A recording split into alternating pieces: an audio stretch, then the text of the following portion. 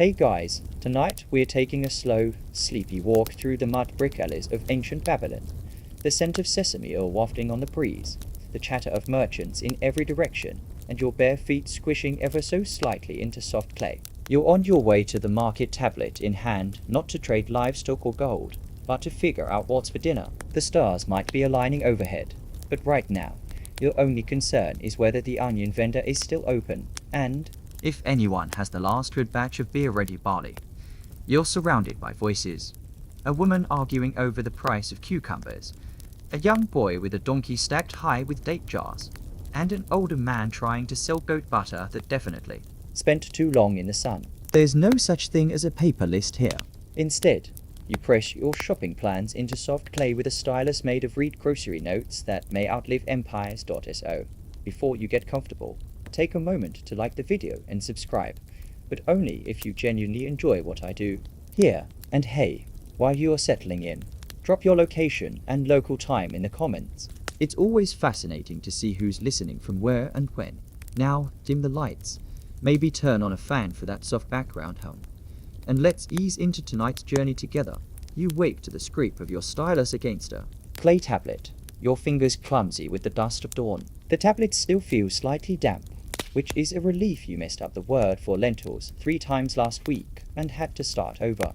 The sun peeks through slits in your wall, casting narrow golden stripes across your low ceiling. Outside, the city stirs.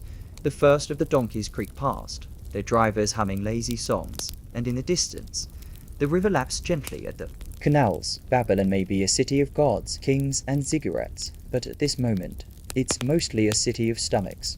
Everyone is heading toward the same central gathering point, the market. Clay jars cling together on carts, baskets sway at hips, and scribes follow behind wealthier shoppers like slightly anxious shadows, ready to record every transaction in Cuneiform. Historians still argue whether all these tablets found in temple archives were actual personal records or simply scribal practice. But let's face it, someone really did have to remember to pick up coriander and fig paste. And this was long before the invention of a fridge magnet note. You join the crowd, weaving past vendors already calling out their specialties: onions, stacked high like braided garlands, garlic bulbs dangling from wooden poles, and piles of chickpeas that crunch softly underfoot if spilled. The air is thick with warm, earthy smells, wet clay, roasting grain, and just a hint of fermented fish from the store no one wants to admit smells delicious. You reach into your satchel and pull out your own list: simple, efficient, and a bit smudged from yesterday's canal splash. Let's see. Barley, onions, beer, goat cheese, and was that saffron or soap? Your handwriting isn't exactly award-winning. It's okay. Half the fun is improvising. The list isn't just about food, it's survival. Babylonian diets depended on cycles of the river, goods winds, and trade caravans that sometimes took weeks longer than promised. You didn't just buy what you wanted, you bought what was there, and even then, shopping wasn't as simple as grab and go. Prices fluctuated daily. One season, lentils might be cheap and fish abundant. The next, you're forced into a diet heavy on onions and old bread. The local price lists found by archaeologists show everything from oxen to jars of sesame oil, all meticulously recorded in dry, methodical cuneiform. But the shopping list isn't all practical, is it? No. Tucked between the staples, there's always a little treat. A honey cake, maybe, or dried mulberries if you find them. And don't forget, the perfumed water, mostly for your neighbor, who's been very curious about your baking routines lately. You know the type. You pass by a familiar stall where a tired-looking man sits cross-legged beside a basket of pungent shallots. He nods without speaking. You nod back. The transaction is wordless. He knows your family always wants the smallest ones, the ones that roast to sweetness without bitterness. He measures them by hand, muttering numbers in a base 60 system that makes your sleepy brain fog over. You hand him a shard of clay marked with your seal payment in kind, not coin. He smiles, sets it aside, and hands you a warm, woven sack. Come back before moonrise, he says. New batch of leeks coming in. Leeks, that might change your whole dinner plan. But first, barley. It's not just a cereal here, it's a way of life. Used in bread, beer, payment, and even medicine. Barley is the default Babylonian setting. If someone tells you to bring food, They usually mean barley. You reach the grain stall and watch as a young girl expertly weighs your order using a balance scale strung between two sticks. You nod in admiration. Her aim is better than yours on your best day. You touch your stylus to your tablet again. Check, check, check. Your list is slowly shrinking. Of course, no one shops alone in Babylon. Around you, gossip flows freer than olive oil. A man behind you argues loudly about a neighbor hoarding lentils. A priest strolls by muttering about divine signs in the fish market. Somewhere, a donkey brays like it's auditioning for the lead. In a tragic opera, and still, you walk, still scribbling, still wondering if that last smudge was supposed to be coriander or coriander wine. Which, yes, is a thing to notice the next time you reach for your phone in the grocery aisle. Remember, 3,000 years ago, someone just like you stood under a clay arch, stylus in hand, squinting at their grocery list, hoping they didn't forget the sesame paste again. You turn the corner into a narrower alley, where the smells intensify into something more deliberate: roasted onions, dried mint, and that ever-present scent of clay dust baking in the sun. This section of the market is ruled by a very particular clientele, the onion and garlic sellers. Their stalls are quieter than the grain ones, but more territorial. These people don't shout, they nod. You either know what you're here for or you get out of the way. Garlic, it turns out, is serious business in Babylon. You wouldn't think so looking at it small, knobbly, a bit flaky. But here, it's one of the most valued items in any decent kitchen. There's even a phrase scratched onto a tablet. Scholars still argue about its exact translation. That's something along the lines of a house without garlic is like a temple without incense. Maybe exaggerated, but you get the point. And this isn't just culinary drama. Garlic was medicine, magic, and social lubricant. Headache? Garlic paste. Evil spirits lurking outside the window? Hang a bulb at the door. Husband refusing to clean his sandals? Slip a clove into his barley stew and watch him develop a sudden sense of responsibility. You're not saying it works, but the tablets say people believed it might. You edge toward your favorite onion vendor, a stout woman with a bark louder than temple bells and fingers stained with leek juice. She gives you that look. You know, the one. You're late. She saved the good batch of red onions for someone else. You blink at her. She grunts. Then, without a word, hands you a basket with the medium good batch. It's still better than the limp ones down by the fish stalls. You scratch the word UMU into your tablet. That's onion in Akkadian. Your stylus catches a bit at the edge of the clay. You pause, press more gently. Shopping like this isn't fast. It's tactile, personal. You touch, inspect, barter, and most importantly record. Clay tablets don't lie. If you overpaid last week, everyone in your household knows about it. That's the thing about Babylonian grocery lists. They weren't just for you. They were legal. They could be stored, audited, even taken to court. Say your neighbor claims you never repaid him for that jar of pickled garlic back during the moon festival. You whip out your receipt tablet and point to the symbols. Case closed, or more likely. New argument started. You glance over at a nearby scribe, a young apprentice perched on a three-legged stool, scribbling quickly onto a slab of wet clay for an older woman who's dictating her list like a queen. 2 jars of sheep butter, she says. No, not goat. I said sheep. You remember what happened last time?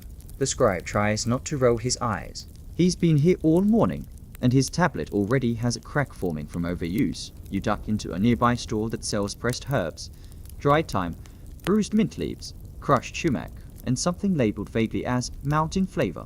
You are not entirely sure what it is, but your mother-in-law swears by it. Into the basket it goes. You etch another quick line onto your clay. One more item crossed off.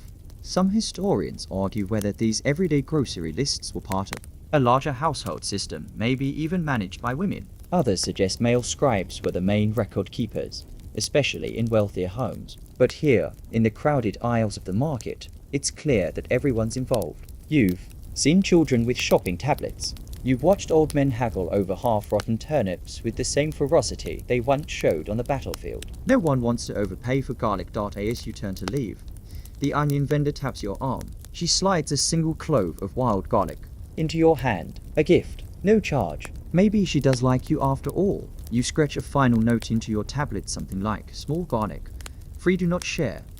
You're not above keeping secrets from your cousin, who always borrows your best ingredients and never gives them back. The sun climbs higher. making the clay underfoot warm and sticky. You stop under an awning and take stock. Garlic check, onions check, mountain flavor questionable, but check. You chew thoughtfully on a piece of flatbread you brought from home, watching the buzz of trade continue around you like clockwork. Or maybe more like a sundial. Time here isn't rushed, but it moves forward all the same. There's a peculiar sense of satisfaction in this kind of shopping. Not just in the food, but in the recording of it. Each item written down, each symbol pressed into clay, becomes a part of your life's slow rhythm. You aren't just eating tonight, you're participating in a tradition thousands of years old. One that might outlive you, literally. If this clay tablet gets tucked into a wall or buried in a kitchen floor, it could resurface in a museum 3 millennia from now, making scholars tilt their heads and whisper, why did they need so many onions? And that's the strange beauty of Babylonian grocery lists. They tell us not just what people ate, but how they lived, what they valued, what they argued about, what they forgot, what they splurged on. You tuck your clay tablet back into your sash, secure the basket on your hip, and head deeper into the market. Still plenty more to find, still plenty more to forget, and somewhere ahead, if you're lucky, someone might still have goat cheese left that hasn't melted into a puddle. You shuffle forward, stepping over a trail of spilled chickpeas, and turn your gaze toward the sound of sloshing yes, the barley beer stall. You can already hear the rhythmic chant of the vendor advertising her frothy, sun-warmed wares. Babylon without barley beer is like a desert without sand, or a gossip circle without a scandal. It simply doesn't happen. Barley isn't just a foodstuff here. It's the foundation of life, as dependable as the sunrise, as versatile as a reed. Stylus. Your shopping list still has barley and flatbread circled, or more accurately, deeply indented into the clay because your stylus was a little too enthusiastic this morning. And sure, you could borrow it from your neighbor again, but last time she guilted you into watching her goats for 3 days. No thank you. You follow your nose to the beer lady's tent. Barley mash bubbles away in squat clay vats, tended by a girl with arms stained from elbow to wrist in sticky ferment. She scoops out samples using a long-handled ladle, then hands it to you with a crooked smile. You blow on the thick foam and sip. It's earthy, slightly sour, but smooth. Breakfast of champions. Historians still argue whether Babylonian beer was actually drinkable by modern standards. Some say it was more like porridge than beverage. Others insist it was a deeply refined technique passed down through generations. You decide it's somewhere in the middle. It's not exactly refreshing, but it gets the job done. Also, it pairs beautifully with bread. And briddo, the bread. It comes in wheels, discs, lumps, spirals, some flat, some fluffy, some baked with onions, others with herbs or a splash of date syrup. One stall offers tiny honey-glazed loaves meant for temple offerings, and sneaky nighttime snacking. You buy 2. For ceremonial purposes, barley is the thread that ties it all together. It feeds the workers who built the ziggurat, fuels the scribes bent over their ledgers, and fills the bellies of children tugging on their mothers' robes in the heat. You once heard a joke that the Babylonian food pyramid is just a triangle with barley written on it 3 times. You pause to watch a scribe calculate a grain purchase for a customer too old to see the lines himself. The younger man murmurs, numbers in sexagesimal base 60, and adjusts a sliding abacus made of pebbles. You try not to let your eyes glaze over. Math isn't your strong suit, especially not when you're already hungry. You reach into your pouch and feel the coarse slab of your clay tablet. Stylus out. You mark of beer and barley with small diagonal strokes. The grooves are slightly crooked, but they'll do. You run your thumb over yesterday's list, now dried and hardened. It's amazing how something as fleeting as food can be recorded forever. The smell of baking bread intensifies. You follow your stomach toward the baker's row, where clay ovens radiate waves of heat and the air is thick with flour. One boy dances around with a paddle, sliding dough in and out with the grace of a temple acolyte. His father yells instructions while simultaneously bartering with a vendor for sesame seeds. It's a performance, and you're happy to be in the audience. You buy a warm loaf filled with herbs and date paste, break of a piece, and eat as you walk. The sweetness is unexpected and welcome. You consider going back for more, but your list tugs at you still more items to gather, still more. Play to carved daughter as you chew. A woman beside you mutters about her husband forgetting the breakfast bread again. She's rewriting her shopping list right there in the street, smoothing fresh clay with one hand and pressing her stylus into it with the other. Her eyes dart over the stalls, lips pursed. This isn't just shopping. This is strategy. Timing is everything. Wait too long, and the good barley's gone. Show up too early, and you miss the end of day discounts on figs. It's Babylonian brinkmanship at its finest. A few stores down, an elderly man sells what he calls starter cakes crumbly. Little bundles of fermented grain and old bread, wrapped in palm fiber. They smell a little bold, but apparently adding one to your beer vat keeps the brew from going flat. You consider it, then remember your cousin's birthday is coming up. You'll probably need a fresher batch. You move on as you walk, you pass a tablet hanging outside a shop. Yes, hanging. It's strung up by reeds and bears a neatly inscribed list of goods in stock. Emmer wheat, barley, crushed garlic, chickpeas, and something mysteriously labeled sour mystery mash. You decide against investigating that one dot in a side stall. A teenage boy setting up bundles of reeds beside stacked baskets of bread. You overhear him listing ingredients aloud to himself in a sing-song tone. Maybe to memorize them. Maybe just to stay awake. His sister giggles from behind a curtain and throws a date pit at his head. Some things never change, and all around. Clay tablets multiply like cats. Everyone's holding one. Some are neat and dry, freshly baked in the sun. Others are still soft and prone to smudging, especially dangerous if you're a sweaty shopper. You remember the tragedy of last week's list, which got rained on mid-market and fused into an unreadable blob. You had barley porridge for 5 days straight because you couldn't read what else you meant to buy daughters now. Your list is trimmed, your fingers dusty, your breath still warm from date bread and lukewarm beer. You glance up at the sun climbing the sky. Still time before the goat cheese melts. Still plenty of errands. Still that last mystery item you can't quite read, but you're sure you'll recognize when you see it. For now, you walk on. You stop under the shade of a fig tree someone had the good sense to plant near the spice traders. The sunlight filters through its thick green leaves, dappling the clay-streaked stalls and giving the entire corner of the market a sleepy, golden glow. A breeze picks up the scents here: powdered coriander, chopped cumin, toasted sesame, and they swirl around you like a delicious kind of perfume. This is where the real shopping happens. The special stuff, the little luxuries. And at the top of today's list, saffron, or at least, you think that's what the smudged corner of your clay tablet says. Could be soap, could be sour. Date paste, but your nose tells you saffron is what your kitchen wants and possibly what your dinner plans hinge on. You pull your tablet out of your sash and squint at the mark again. Still looks like a flower. The saffron vendor sits cross-legged on a woven mat, arranging tiny crimson strands onto a square of linen as if they're golden threads for a king's robe. You approach with the kind of reverence normally reserved for temple rites. She doesn't look up, just gestures to the weighing stones. You lean closer. How much for enough to make a rice loaf taste like ambition? That earns you a chuckle. She scoops out a few delicate threads and drops them into a palm-sized jar sealed with beeswax. You hand over a clay token with your seal she'll bring. It's at the ledger house later. You resist the urge to sniff the jar like it's some kind of sacred scroll. Well, maybe just once. Historians still argue whether Babylon really imported saffron all the way from the Zagros Mountains, or even farther, through tangled trade routes that no one agrees entirely on. Some say it came via Elamite traders. Others believe the stuff labeled saffron on tablets might have been local substitutes, like safflower or dyed onion skin. Whatever it was, the effect was real. It made food taste like wealth. You tuck the jar into your basket carefully, wedged between the garlic and what's left of your warm flatbread. The market is shifting now, sun higher. Voices louder. Donkeys more irritable. You pass a store selling cinnamon bark wrapped in palm fronds. A man behind the counter insists it was brought in by boat from Dilmun. The smell alone makes you stop, and for a moment you wonder how ancient sailors kept spices dry on the river. Probably not very well. Your stylus hovers over the clay tablet. Do you buy cinnamon? It's not on the list. But cinnamon doesn't need to be on the list. Cinnamon is always invited. You scribble a quick amendment and make the trade. A little girl darts past your uncle's chasing a dropped date. Her mother calls after her, balancing 3 clay jars of honey and something pinkish that looks like ground rose petal. The girl stops, picks up the squished fruit, and takes a bite anyway. You smile. You would have done the same.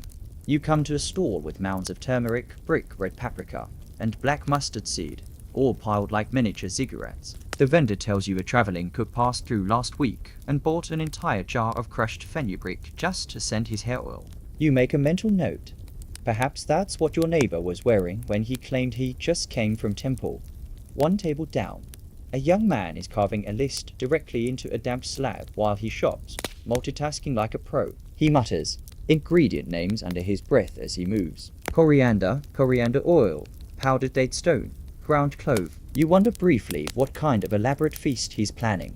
Or maybe it's all for his mother, who dictates orders from a rooftop hammock. Spices in Babylon were more than flavor, they were status, medicine, even offerings. The temples had their own separate inventories of these treasures. One surviving tablet lists 48 separate spices sent as temple donations in a single season. Some were used for embalming, others for incense, and some, like cumin, just made lentils taste less like mud. You remember a story your aunt once told of a merchant who lost an entire cart of saffron to a dust storm. Instead of weeping, he claimed the wind had taken it to the gods. His wife, however, still made him sleep outside for 3 weeks as you walk. You notice several shoppers now holding tablets of different sizes. Some are tiny, meant for quick lists or personal memos. Others are large and heavy, meant to be returned to household scribes for archiving. You overhear one man complaining that his tablet cracked in the heat before he even got past the chickpeas. Another shows of his new one, baked in an oven for extra durability. There's always one show-off. Your own tablet is holding up well, though a smear near the top suggests something oily got on it, probably from when you reached for the garlic earlier. You decide to rewrite it tonight. When you get home, with better spacing and fewer mystery squiggles, you stop once more to breathe it all in: the spice, the dust, the warmth of the crowd. There's an old lullaby that speaks of the gods mixing spices into the winds to lull humans to sleep. You think of that now, and how soft everything feels here in the middle of the noise. Then someone bumps your elbow, a man carrying 2 baskets of cucumbers and shouting over his shoulder at his wife, who's disappeared behind a curtain of drying herbs. He mutters something about too much coriander and not enough common sense. You smile, check your list again, and move on. You veer off the main path now, your basket heavier than before and the clay tablet warming slightly against your side. Around the corner lies one of the least glamorous corners of the Babylonian market, the fish section, a place of slippery floors, intense smells, and traders who wear permanent expressions of suspicion. You pause, take a breath, and brace yourself. It's not that you dislike fish, it's just that Babylonian fish can be an experience. The first thing that hits you is the scent. Not unpleasant exactly, but certainly assertive. Brackish. Alive. Someone once compared it to a philosophical argument between a river and an onion. That sounds about right. The second thing that hits you is a flying fish scale. You blink, brush it from your forehead, and step carefully past a bucket of eels that seems to be contemplating escape. The fishmongers here are battle-hardened, wrinkled, sun-browned men and women with hands like driftwood, shouting prices and slapping fish onto tables with the confidence of auctioneers. You make your way to your usual seller, a man who never remembers your name, but always remembers your preference. Small fish, no eyes, mostly bones removed. He greets you with a grunt and points to a tray of glistening silver fish, tiny, oily, and suspiciously twitchy. You raise an eyebrow. He raises one back. Then, with dramatic flair, he lifts a basket from behind the table and reveals a fresher catch. Delicate river trout, heads removed, packed in salt. That's more like it. You exchange a few words, make a trade using a clay token, and tuck the bundle into your basket between the barley and the saffron jar. The salt is already making everything around it smell like a sea breeze and a campfire. Had a baby. You scribble in new fish onto your clay list, stylus dragging slightly from moisture. It's worth noting that fish was a staple of Babylonian diets. The Euphrates and Tigris rivers teemed with edible options, and the canals branching through the city made fish accessible to nearly everyone. Dried, salted, or pickled, fish showed up on many ancient menus, and yes, in their kitchen records. Historians still argue whether these fish were more frequently consumed fresh or preserved. Some cuneiform documents list complex preservation methods: salt drying, smoking, even oil packing. Others suggest the heat and speed of market turnover made fresh fish more common. Either way, it's clear that the Babylonians took their fish seriously. As you step away from the store, something squishes underfoot. You look down. Mud? Maybe. Or squashed something else. No time to investigate. You're now entering what you've come to think of as their experimental corner of the market. Here, the oddities reign.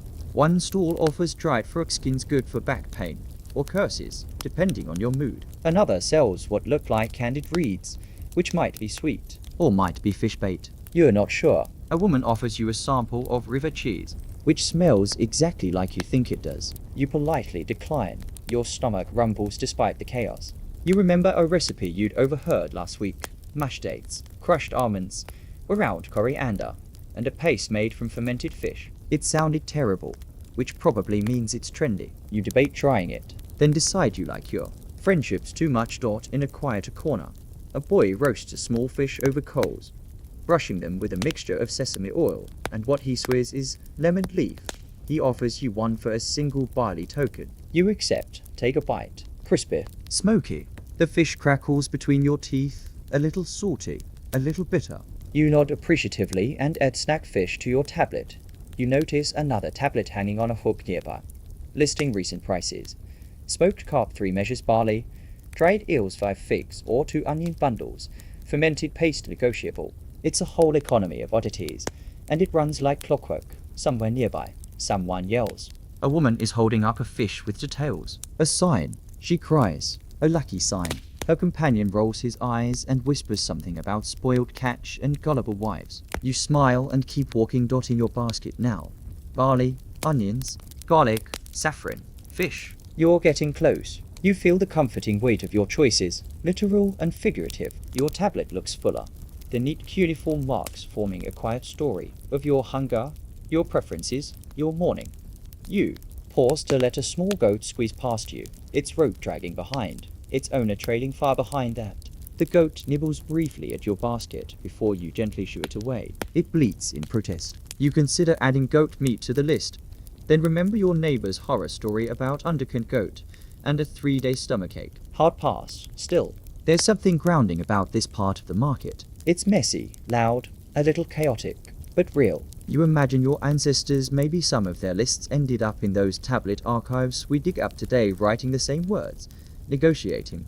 The same stores, looking for the freshest fish in the least fishy smelling place possible. And just like them, you trudge on. The sun is now high, and your sandals stick to the soft clay path in places. But the list is almost done. You are close, and you didn't forget the fish this time. You pass a group of children rolling a half-dried ball of clay down the street like a makeshift game of dice, their laughter echoing off the thick mud brick walls. Just past them, the market opens up again, revealing the dairy vendors under a long, shaded canopy strung with fraying linen cloth. Here, things are quieter. The shouting of the fish sellers fades into the background, replaced by the softer sounds of clay jars being unsealed, corks being sniffed, and creamy liquids being poured from one vessel to another with practiced care. You scan the crowd. You know exactly what you are here for. Goat milk, and according to your tablet cheese. The word is etched at a slant, squeezed between barley and fig paste, as if it was a last-minute addition. It probably was. You can't remember writing it. Possibly someone else in your household borrowed your tablet again. At least they did add wine-soaked dates, again like last time. That was not a necessary purchase. You approach. A wide, low table where a woman with strong arms and a soft voice tends to several jars of milk, butter, and fresh soft cheese wrapped in palm fronds. She greets you with a nod and points to a dark jar with a beeswax seal. Today's batch.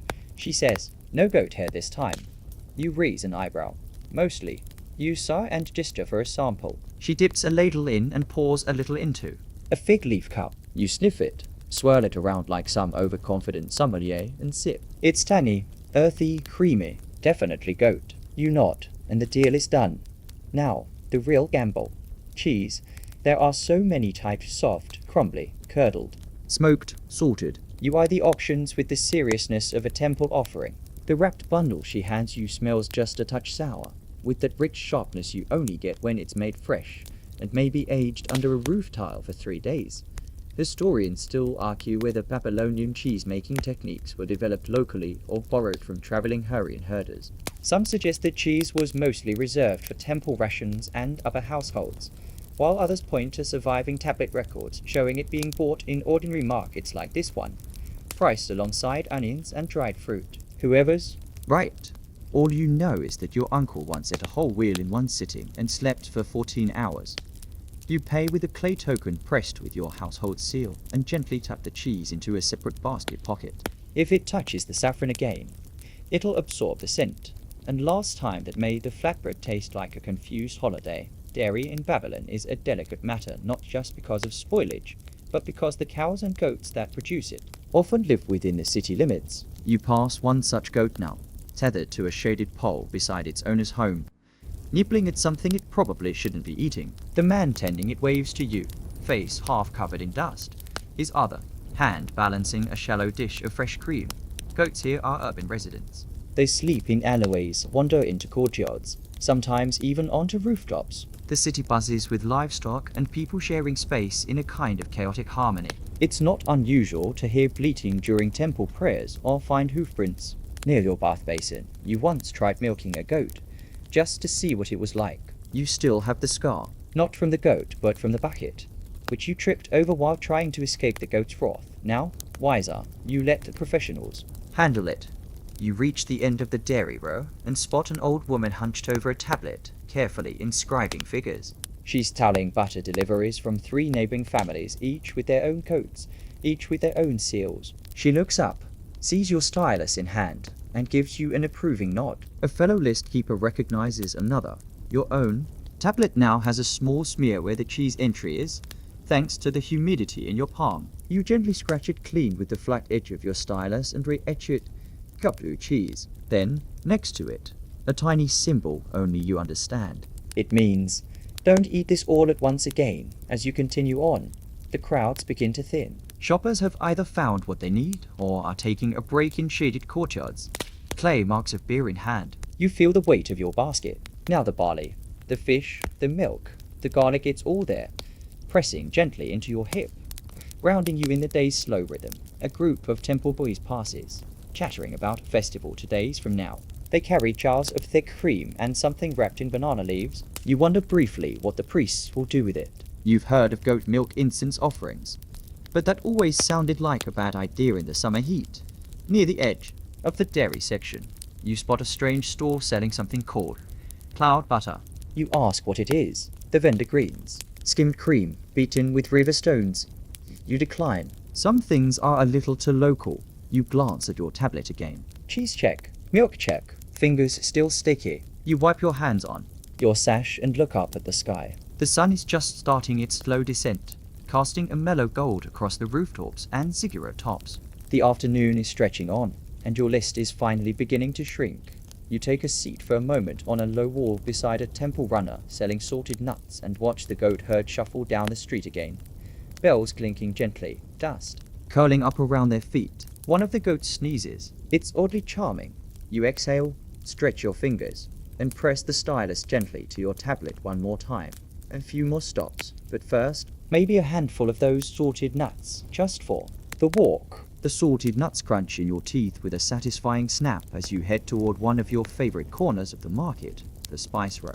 It's quieter here not because people don't love spices, but because the air itself seems heavier, saturated with layers of scent so thick they demand silence. Cinnamon, garlic, myrrh, cumin, fenugreek, dried ginger, and something mysterious you still can't name swirl together into a cloud of memory and hunger.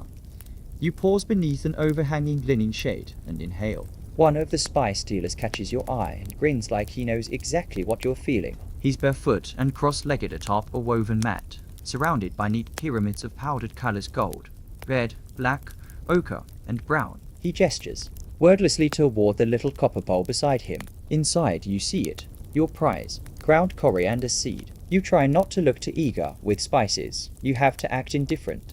Otherwise, the price goes up. He doesn't speak as you lean in and pinch a bit between your fingers. You bring it to your nose, then to your tongue. It's perfect, earthy and bright, with a slightly lemony finish. You nod, not too enthusiastically. He pretends to sigh and says, "For you, I'll take a barley measure and a half." You consider. This is the dance. You counter. 1 measure, and you throw in a pinch of mustard seed. He narrows his eyes like you've just insulted his great-grandmother. Then he nods. Dan, historians still argue whether spice sellers were a gilded profession in Babylon, or whether they were simply wealthier market freelancers. Some clay documents suggest formal price regulations by temple officials. Others read more like chaotic diaries of hagglers who change prices based on eyebrow twitches. You hand him a stamped token, and he pours the coriander into a folded leaf packet, tying it shut with a reed thread. You place it carefully in your Basket, nestling it between the cheese and the barley sack so it doesn't spill. Next up, garlic. The garlic store is a little less picturesque. It smells stronger. Of course less fragrant, more like a warning. But you love it. A good Babylonian. Stew isn't worth its salt without garlic, and you've got a party coming up. Maybe just a small one your cousins return from a caravan run. He'll expect his favorite. Lamb with garlic, onions, and barley dumplings. You grab a cluster of garlic bulbs, still half dusted with riverbank clay, and test one. Firm, plump, not yet sprouting. You nod and hand over a tiny string of baked tokens. The vendor gives you an extra clove for luck, then leans over and whispers that a new shipment of saffron has arrived at the back of the market. Real Elamite threads. She says, eyes wide. You resist the urge. Saffron's already in your basket. Probably twice what you should spend. But saffron is saffron. You're about to walk on when something peculiar catches your eye, a long, flat stone tablet leaning against the base of a vendor's spice. Bench. It's not for sale. It's been written on in surprisingly neat cuneiform. You squat down and squint. It's a list, not for groceries, but for spice combinations. You read aloud under your breath. Mustard seed plus pounded fish plus date vinegar equals fish rub cumin plus garlic oil equals for crumbs or God's unclear coriander plus honey plus ash equals burnt sauce. Version. 3. The last one makes you laugh. Whoever wrote this had a bit of flair. You imagine some ancient chef experimenting wildly, tossing hot things into clay pots while scribbling frantically before the fire died down. You wonder if they succeeded. Or if someone still has that sauce burned into the bottom of their cooking. Pot 1,000 years later. You make a mental note to try the fish rub recipe later, minus the ash. It's moments like this that remind you just how deeply entwined food is with memory. Babylonian spices weren't just flavoring, they were medicine, temple offerings, cosmetics, even part of mummification in some rare rituals. You once heard a story about someone rubbing cinnamon oil on their eyelids to attract the attention of a visiting dignitary. It worked, and then they cried uncontrollably for 3 days. Some historians believe Babylon's spice trade was the quiet beating heart of its economy. Others argue that the glory belonged more to textiles or precious metals. But the average citizen, you know what they remembered. The smell of dinner in the air, the little thrill of biting into something slightly too peppery, or that smirk satisfaction when your stew turned out better than your mother-in-law's.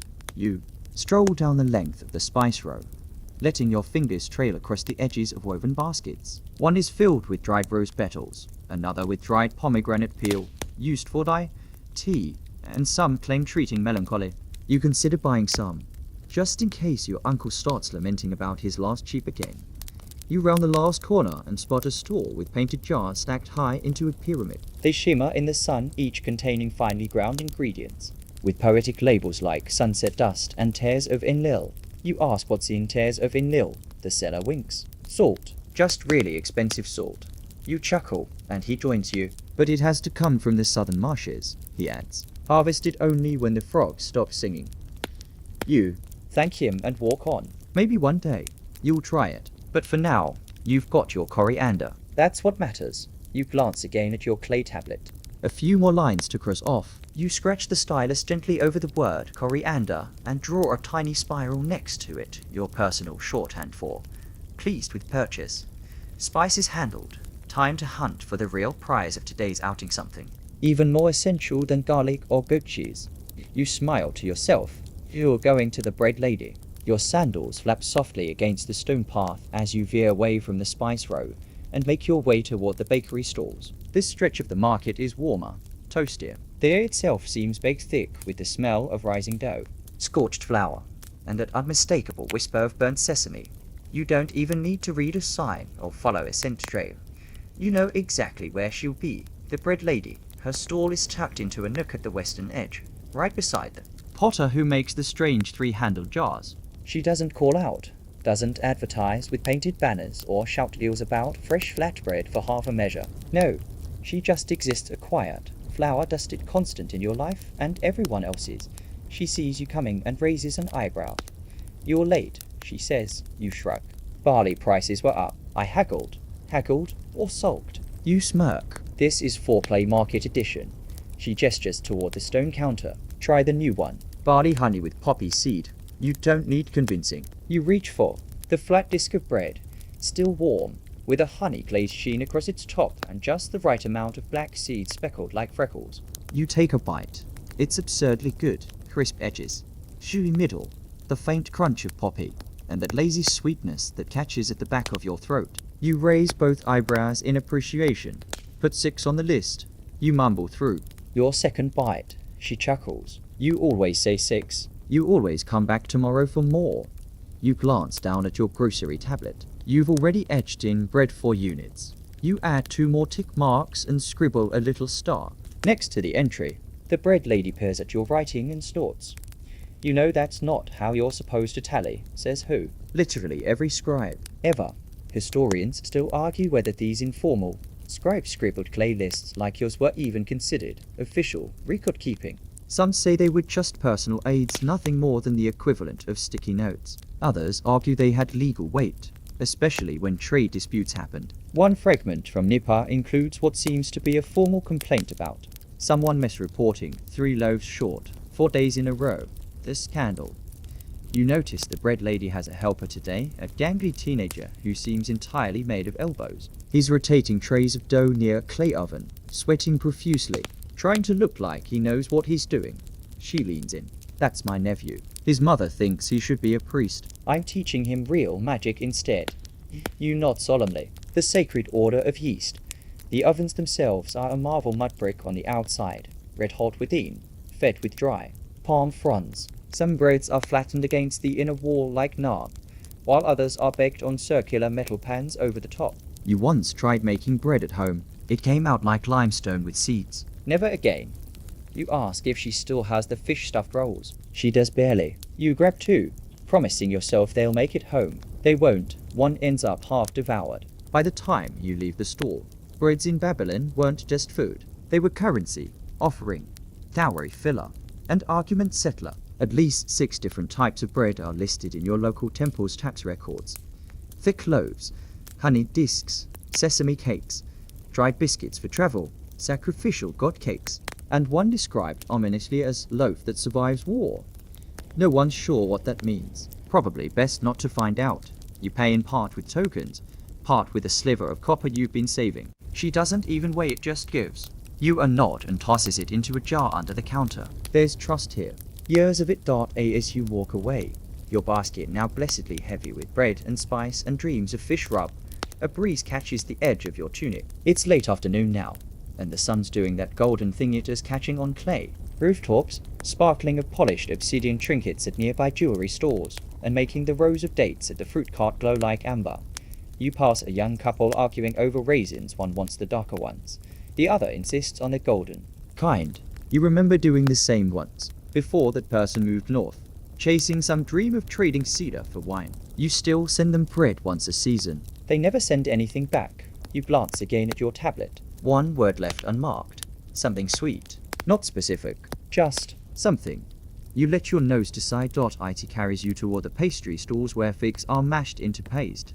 Dates are pitted and stuffed with crushed nuts, and little cakes are fried and soaked in honey syrup. You point to a tray of what looks like tiny, rolled date fingers sprinkled with sesame. The vendor smiles knowingly. These are new, from a recipe the Cassettes used. You have no idea what that means, but the sample melts like soft sugar in your mouth. You nod and hold up 2 fingers. He laughs and gives you 4. You don't question it. Sometimes the market gives you what you didn't write down. You carefully slide the sweets into your bag beside the fish roll crumbs and your dwindling patience. For the sun, a child darts past you, holding a sugar fig in one hand and a chicken in the other. You step aside just in time. The chicken is not pleased as you reach the outer edge of the bakery lane. You glance back and spot the bread lady watching. She raises her hand in farewell, not a wave. Just a hand raised mid-air, like a statue or a goddess. You return the gesture. Now, one more stop. You've crossed off almost everything. The tricky bit is coming. You've avoided it all day, but you can't put it off forever. Time to find the scribe. You know exactly where to find the scribe. He's always stationed near the edge of the herd quarter, just close enough to the temple to get the prestige of proximity, but far enough not to be roped into any actual priestly duties. His little canopy is more shade than shelter, stretched taut between 2 crooked poles, and underneath it sits a man whose hairline began fleeing his brow sometime around the fall of your He sees you coming and sighs dramatically. Oh no, not you again. You grin. Miss me. He doesn't answer, just gestures lazily to the seat across from him, one of those oddly-shaped folding stools that looks like it was made from driftwood and spite. You sit anyway. You've got something for me. You reach into your satchel And slide the clay tablet across the table. It's warm from your body heat, smudged slightly where the fish oil leaked and the honey sticky edge of the sweets rubbed against it. Still legible. Mostly, he holds it up to the light and frowns. Barley, lentils, fish cakes, and is this mystery root? You nod. I forgot the name. He squints. That's not how grocery lists work. You shrug. Worked fine. When I found it last week, smelled like cinnamon had a scandal with a potato. He makes a small sound, possibly laughter, possibly despair, and sets the tablet down on a little plank beside his wax tools. His fingers are stained with ink and something purple you don't ask about. His reed stylus cut to a perfect chisel point rests between two obsidian weights. I'm assuming you want this transcribed properly? He asks. Yeah. The wife says I can't keep handing her cryptic cuneiform riddles. He snods. Well, she's not wrong. Here in Babylon, scribes are the eternal middlemen. The clerical glue holding together kings and bricklayers alike. Want a contract for land? A love poem? A curse? A grain ledger? A divorce crow? There's a scribe for that. Always male. Usually trained from boyhood in temple schools. Their tools and techniques haven't changed much in centuries. But lately, something curious is happening. More personal tablets are showing up. Shopping lists, home inventories, even. Pet names etched not by priests, but by everyday folks. People like you. That's why this guy stays busy. Not just because he writes well, but because he rewrites what the average person bungles. He glances over your list again. You didn't tally the lentils. They're in a sack. You reply, that's not a measurement, neither is your face, and yet here we are. He mutters something about barbarian math and begins to copy your list onto a fresh clay slab. It's a soft one, not quite leather hard yet. He works quickly, scraping of smudges with a small flat stone, smoothing rough bits with a moistened cloth, and re-etching the wedge-shaped signs with maddening precision. You watch his hands, fascinated. There's a rhythm to the way he presses each stylus mark. Some signs he carves deep, others barely dent the surface. It's an ancient art, the slow dance of wedges and lines that become edible data. Historians still argue whether Babylonian. Scribes ever invented shorthand systems for things like grocery lists or domestic logs. Some fragments suggest symbols that repeat certain phrases. Her unit, in reserve, for wife, but whether those were universal or local scribal quirks is up for debate. What's clear is that scribes weren't just functionaries. They were guardians of language, of legitimacy. A market tree became official when he wrote it. A bride price was negotiable until it passed through his stylus. You point at the edge of your new tablet. Can you add a note at the bottom? Something like double the bread next week. He raises an eyebrow. You want me to write that in Sumerian or Akkadian? You blink. Ah. Whichever one your tablet's in. He sighs. This is why you're not a scribe. He adds the note anyway, and a little smiley face. Well, a dot and a curve. In clay. That's practically a Picasso. Behind you. Someone clears their throat, a nervous man holding a sheaf of dried palm leaves and looking anxiously at the scribe. He's next. You gesture. Go ahead. And the man nods gratefully. The scribe passes you your fresh tablet. It's heavy of smooth, with uniform symbols and no honey stains. You cradle it like it's something sacred. How much? He names a price. You blink. That's the breads and a fig pastry. He shrugs. You paid in food last time. This time, I'm standardizing, grumbling. You dig into your satchel and hand over the goods. He sniffs the pastry and nods. Transaction. Complete. As you walk away, you glance at the new list. It's beautiful. Embarrassingly so.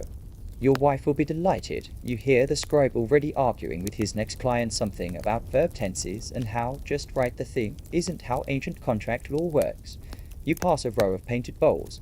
Their blue glaze gleaming in the fading light. The market's winding down now. Baskets are emptier. Voices quieter. Chickens more subdued, as if realizing their escape attempts have failed for the day. You make your way toward the outer gate. One last stop. Salt. You always forget the salt. The salt merchant sits like an idol on a stone block, arms folded, surrounded by neat pyramids of salt that sparkle in the dying sun. His canopy is gone. He prefers the open sky, and his face is the color of old leather scrolls with eyes like two raisins someone left too long in date wine. You again, he rasps. Before you can even speak, forgot it again. Didn't you? You hold up your tablet sheepishly. Didn't make the list, you admit. Scribe's fault. He barks a laugh. Always blame the middleman. Next you'll blame Enki for your missing sandal. You're not sure if he's joking. His humor, like his salt, is coarse and stings a little. You lean closer to inspect. His wares. Most of the salt is local evaporated from shallow desert basins, but some is priced imported stuff. Bluish and smooth from faraway mountains. He keeps that under a cloth, the way priests guard relics. How much for a handful? He squints at you. What kind of handful? Yours or mine? You stretch your fingers, miming exaggerated width. He snorts again. There are no official handful measurements in Babylonian salt trade. Which is ridiculous, considering how critical. Salt is preserving fish, curing meats, seasoning stews, and rubbing into wounds when your cousin insists he can climb temple stairs 2 at a time. Salt is wealth. Salt is survival. Salt is the reason why the fishmonger's daughter can afford those glass beads she's always flaunting, 2 barley cakes. He says flatly. No negotiation. You forgot me last time. You grumble, but comply. Fair's fair. He scoops a modest pinch into your pouch. You resist the urge to ask if it's been licked by the gods. Trade in Babylon isn't always measured in silver or copper. In fact, most day-to-day exchanges like this one function entirely on barter. A loaf of emmer bread might get you a strip of dried dates. A woven cloth could buy you a half-dozen smoked eels. And salt? Well, depending on the season. Salt could fetch anything from perfumed oil to a kiss behind the tannery. Historians still argue whether Babylonian marketplaces operated on fixed exchange rates or the more fluid, social value-based bartering common in village economies. Tablets from different periods give conflicting impressions, some suggesting centralized oversight by temple scribes, others pointing to a chaotic patchwork of verbal deals and fist-shaking over cowries. What's undeniable is this. You never know what you'll find in a Babylonian market until you're in it. A woman passes you humming a lullaby in Elamite, her arms full of goat milk cheese wrapped in linen. Behind her, a teenage boy tries to juggle figs and fails dramatically, sending one squishing into the dirt like a tiny purple tragedy. The fig seller winces. The boy flees. You turn to the salt merchant. You ever write your prices down? He Shakes his head. Why? So some scribe can tell me I miscounted my own crystals. Fair enough. You look around. The market's closing. The sun's melting behind a hazy ridge of rooftops, turning the brick walls orange and molten. Temple bells ring in the distance, not the urgent clanging of sacrifice or procession, but the softer tones that signal day's end. Time to go home. Except you remember something. Something about figs. You spin around and march back to the fruit. Vendor, an old woman with one eye, half a smile, and a basket that somehow always smells like cinnamon. No matter the season, do you have any that didn't hit the ground? You ask, joking. She grins. Only once the gods rejected. Those cost extra. You buy 3. They're small, overripe, and delicious. You eat one on the spot. The juice dribbles down your chin, and the woman chuckles without looking up. Back. On your path home, the smells of evening settle around you: roasted garlic, burnt onion skins, drying linen, the distant hint of wet clay and pressed reeds. Someone's dog barks. Someone's baby starts crying, then hiccups itself into silence. You reach into your pouch and pull out the newly etched grocery list again. It really is something. The handwriting is clear, the spacing elegant. Your name and housemark are pressed into the corner, a stamp of legitimacy that no neighbor can argue with. At the bottom, in tiny script, is the note the scribe added for your wife. Double the bread next week, and beneath that, A little mark. It's shaped like a fish. You blink. Did he doodle a fish on your list? You can't tell if it's a joke, or some kind of scribe's signature, or maybe he's reminding you to get fish again. You did forget it last week, after all. You laugh softly, tucking the list away. It's odd, isn't it? That thousands of years from now, some archaeologist might unearth that very tablet. Might puzzle over the fish mark, speculate about its meaning, analyze the clay grain, maybe even try to match the stylus stroke to a known scribal hand. All for a list of lentils, figs, and mystery roots. You pass a crumbling statue of a goddess holding a lion by the tail. The lion's face is worn away, but the goddess still stands firm. You whisper thanks to her, just in case. For food, for safe returns, for scribes with a sense of humor. And then you reach your courtyard, clay tablet warm against your ribs, salt pouch tied tight, and your sandals just beginning to chafe. Dinner awaits. The courtyard is humming when you return, not with noise, but with presence, the kind of quiet life makes after the long work of the day is done. Chickens are tucked under their crates, pottery rests cooling under a slatted awning, and your youngest is asleep with a piece of flatbread still clutched in her fingers. Your wife is sitting on the low bench, working a spindle between her fingers. She doesn't look up right away, which is code for, if you forgot the lentils again, prepare your apology in verse. You do the only reasonable thing. You walk in proudly and hold out the tablet like it's the code of Hammurabi. She glances up, then down, then back up at you. What's this little fish? I think that's the scribe's signature. She squints. Looks more like a sarcastic reminder. You both chuckle. You unload your haul. The salt, the figs minus the one you devoured, the sprigs of dried hyssop, the tangle of onions, the meat skewer still warm from the vendor's brazier. Each item gets a nod of approval, except the root.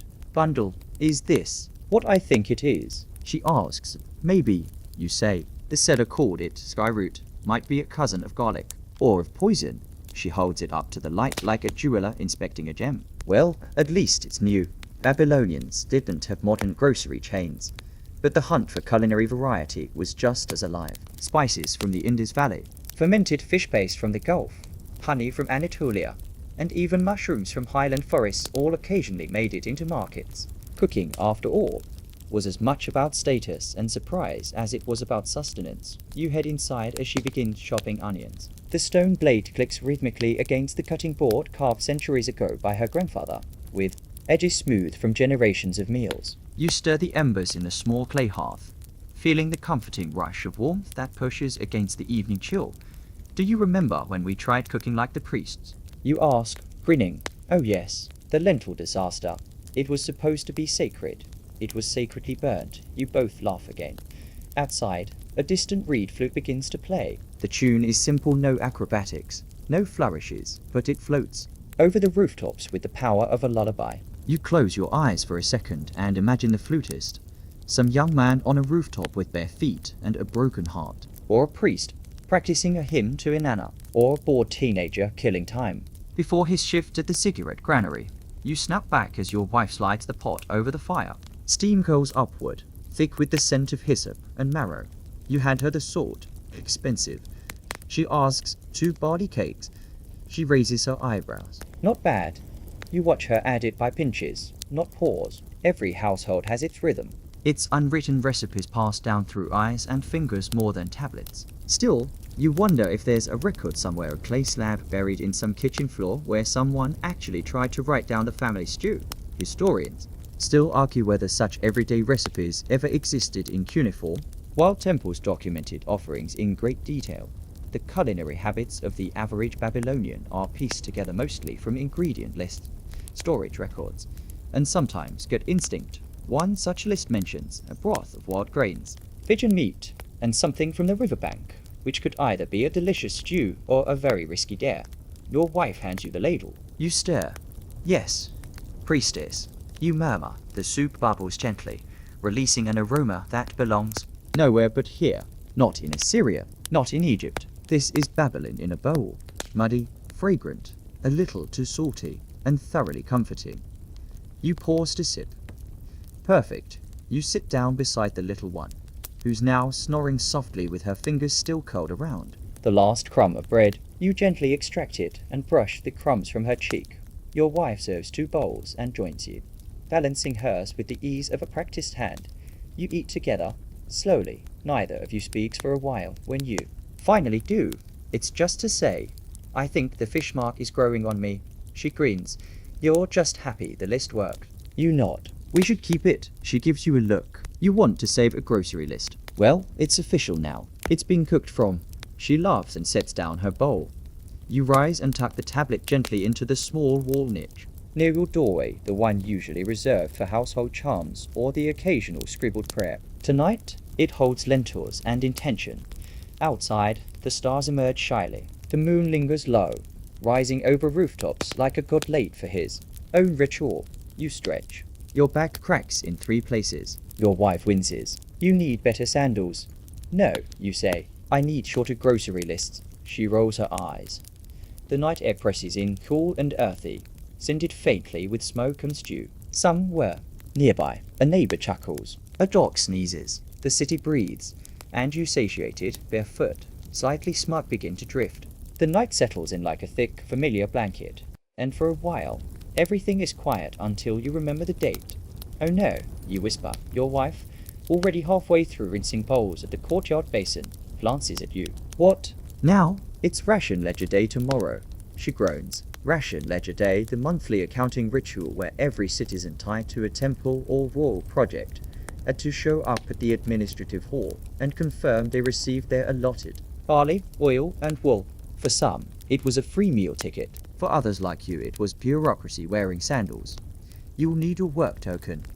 She reminds you. You pat your tunic pocket. Empty. You check the satchel. Still nothing. A small panic sets in. The clay disc, barely the size of a fig and stamped with your Labour Division seal, is your only proof that you're owed anything tomorrow. Did you leave it with the scribe? Your wife asks, brows raised. You pause. Think back.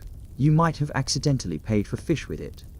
You're halfway to bolting out the door when she weighs you down. Relax. You probably left it near the shelf where we keep the spindle weights, and lo, there it is, tucked behind a dried gourd, almost mocking you with its dusty smugness. You blow the dust off. It's still legible. Division 9.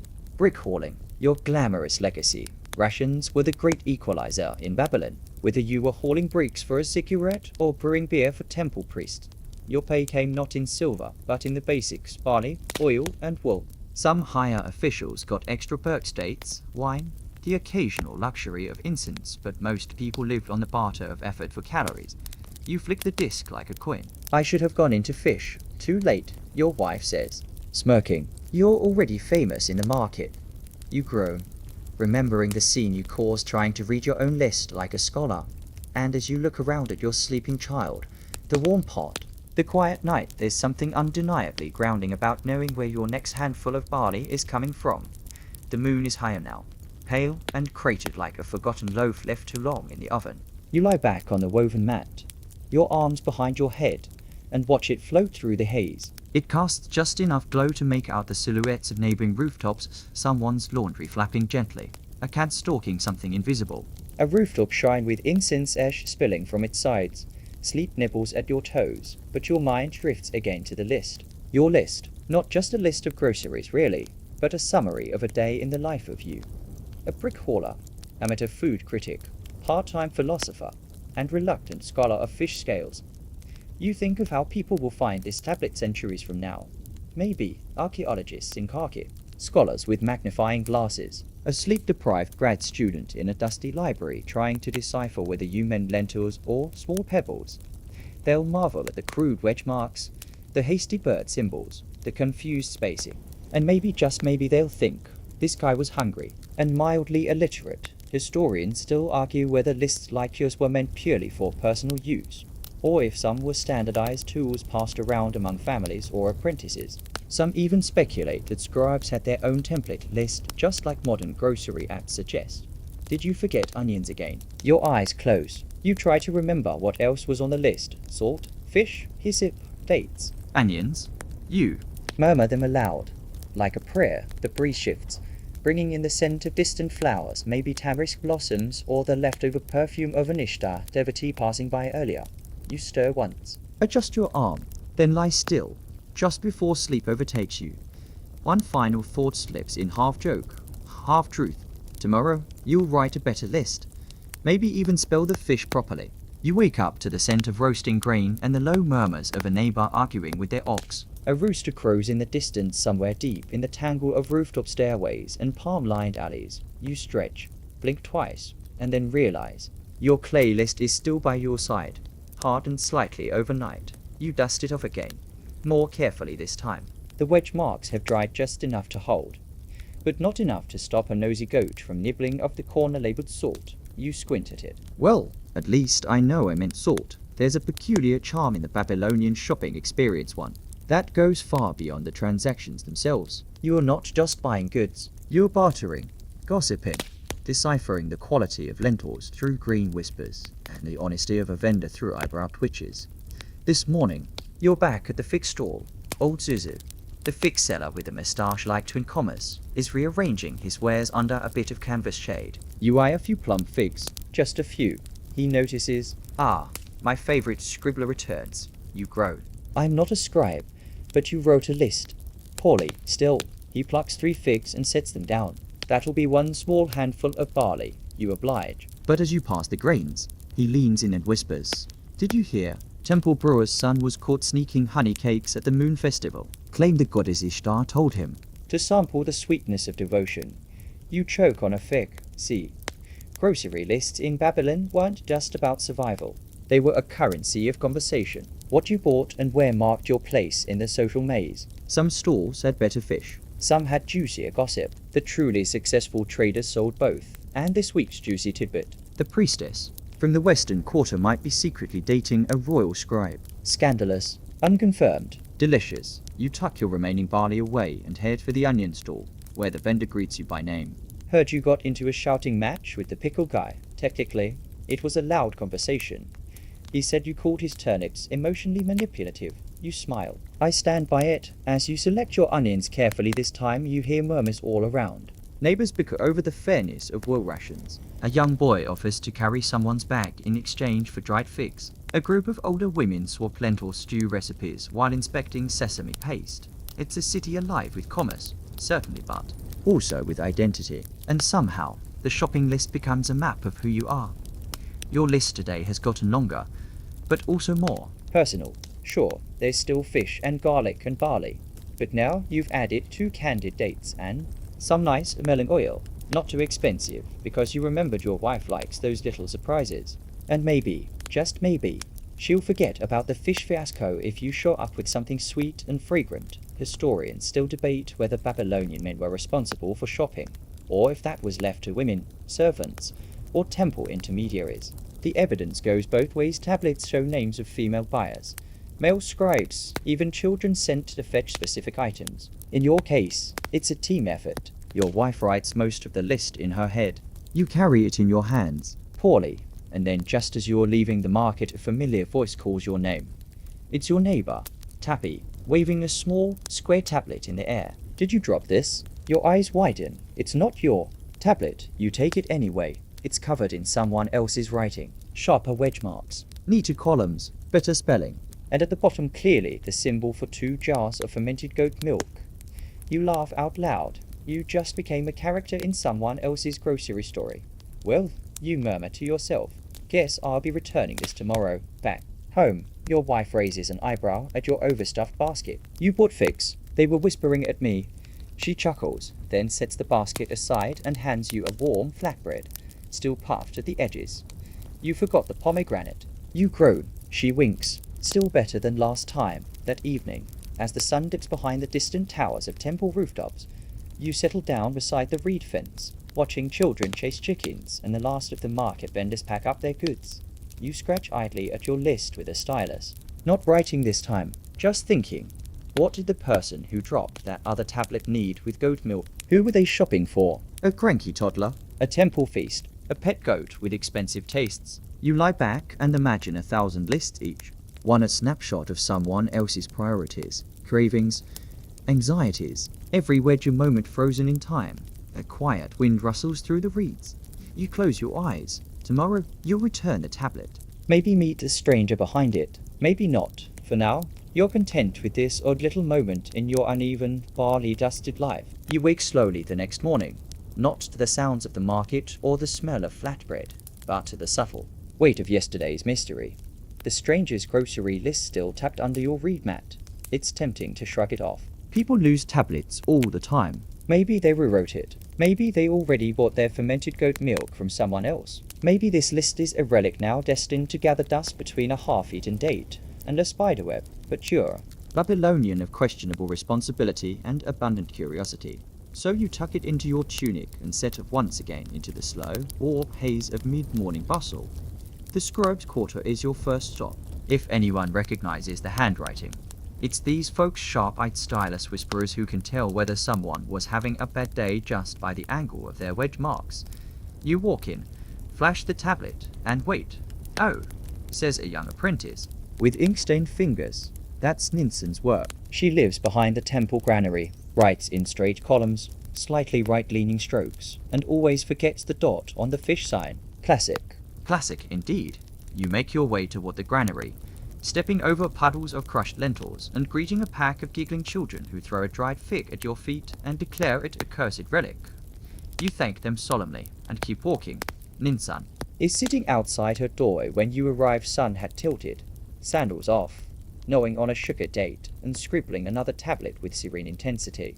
You cough gently. She looks up, sees the tablet, and bursts into laughter. Did my goat milk bring you joy?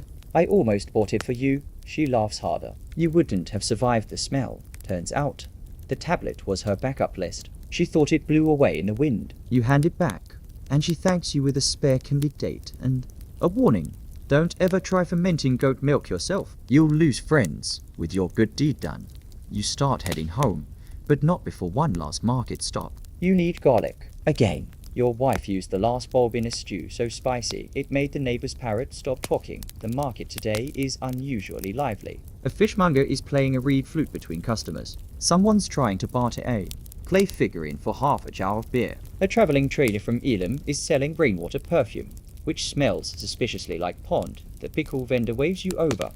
You approach cautiously. I still stand by what I said about your turnips. He nods gravely. They've been going through things. You both laugh, and he hands you a small jar of pickled onions as a peace offering. You pretend not to tear out. From the onions, of course, thought as you pass by the bread stalls.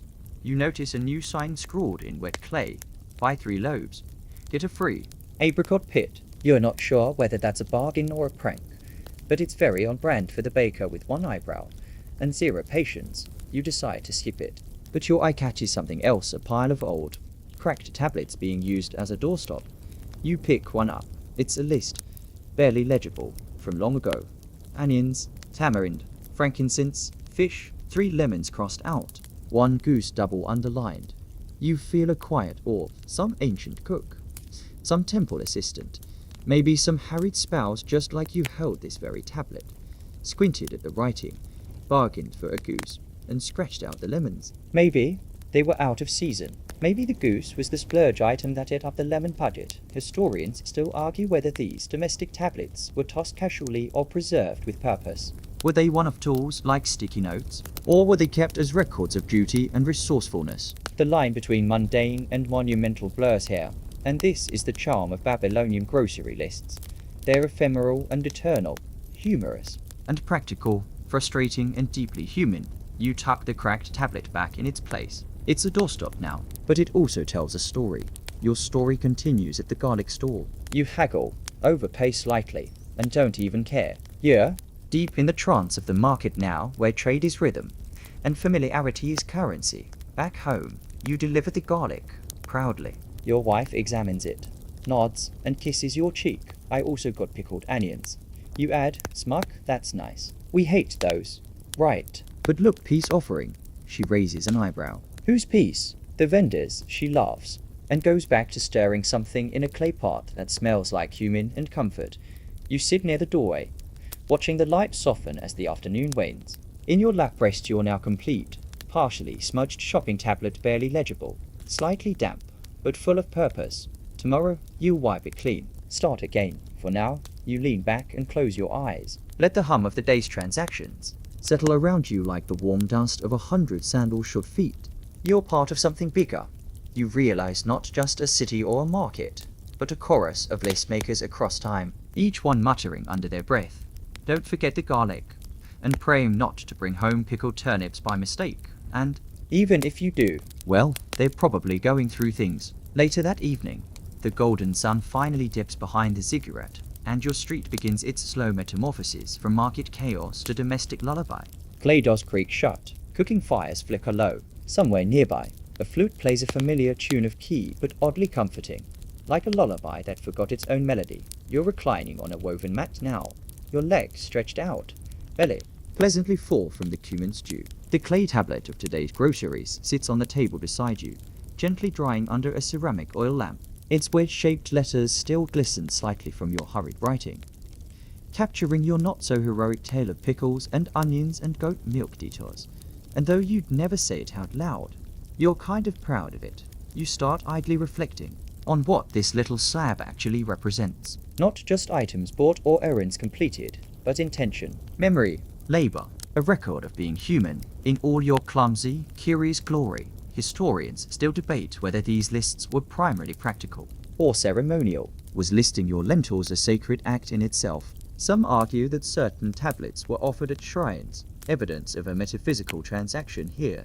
Marduk, I remembered the figs. Now please make sure they're ripe. Others say that's just overthinking it. That grocery lists, like today, were simply tools, scratch pads, Ephemeral things, but lying there, with your full belly and soot-dusted toes, you're not so sure. There's something satisfying comforting, even about the structure of a list. The way it says, here's what I need, here's what I value, here's what I can't forget. It's a small rebellion against Chaos Dot in that sense. Maybe the Babylonians were onto something cosmic after all. Your eyes wander toward the back wall, where several older tablets are stacked neatly beside your sandals. There's the one from last week, 3 eggs, no eggplant. The one from last month that still has goat hoof impressions because your neighbor's pet got loose. The one with the melted honey stain, artifacts now, each of them, time capsules of dinners made and cravings answered. You think about archaeologists thousands of years from now, holding them up with tweezers, blinking at the ancient word for onion and trying to decipher why someone scratched out eagle egg. You smile at the thought, and then, just as the oil lamp flickers, a quiet knock echoes at your door. You shuffle over and peek outside. It's Ninsun again, holding another tablet. This one's my actual list, she whispers sheepishly. The tablet you found earlier was for a dream I had. About shopping. I like to write those down too. You blink. You make dream grocery lists. Don't you? You both laugh and sit down near the door. She shares a dried fig. You pour a thimble of beer. You talk about fennel prices, and whether eggs are getting smaller, and which vendor's goat really is cursed this season. And just like that, the act of listing, of naming, becomes communal. Soft, rhythmic, comforting. And maybe that's the real magic. These lists aren't just about food. They're about remembering. About anchoring yourself in the everyday when the world swirls fast and weird around you. About saying, this matters. Enough to write down. Somewhere down the alley. Or pot clangs. You both look up, startled, then laugh again. Must have been the goat. You say, Ninsun nods. Definitely cursed. The conversation fades, and she leaves with a wave. You close the door. Set her tablet on the shelf. Blow out the lamp. Darkness swells, thick and soft. The smell of cumin lingers. A breeze stirs the mat beneath you. And as your head sinks gently back onto your cushion, you think one last sleepy thought. Tomorrow's list will need more garlic. And now, as the last echoes of the Babylonian marketplace fade, let yourself sink into stillness. The clay walls around you grow quiet, shadows stretching long and gentle. You've travelled across time tonight not as a hero or scribe, but as a perfectly average human being, trying to remember the onions. Your fingers relax. Your thoughts soften like well-worn reed sandals. Even the strange clatter of the market, those goats, those barter shouts, that of key flute now seem far away, wrapped in cotton, humming low like a memory about to dissolve. You are safe here. You are war, and you are part of a very ancient tradition. Someone who lived, laughed, made mistakes, and wrote things down so they wouldn't be forgotten. From the great kings to the temple cooks to that one guy who accidentally bought 4 jars of pickled lentils. Every person you met tonight lived with the same small needs, the same quiet rituals, the same deep wish for peace. So let your breath grow slower. Let your mind drift gently, like ash rising from a clay stove. Whatever's on your list tomorrow, garlic or dreams or nothing at all, can wait. You've done enough for today. Close your eyes. The stars above Babylon are old, but tonight they shine just for you. Good night.